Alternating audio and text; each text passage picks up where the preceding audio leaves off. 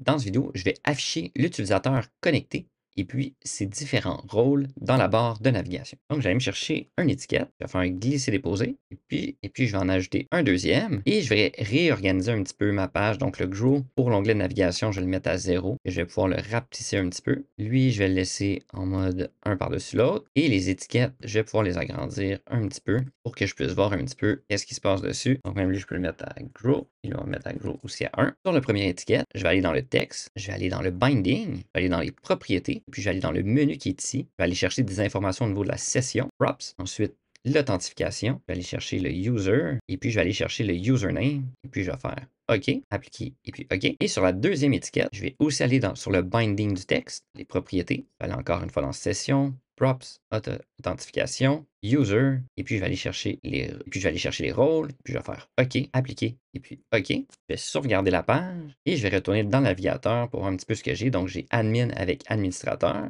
Ici, je fais un logout, je vois qu'il n'y a rien. Et ensuite, si je me login, par exemple OP, continue, on voit maintenant que l'opérateur d'authentifier avec, je vois maintenant que j'ai OP d'authentifier avec son rôle qui est opérateur. Et je pourrais me faire un logout et puis login pour mettre le user. Et ici, je vois que j'ai l'utilisateur user avec son rôle qui est base.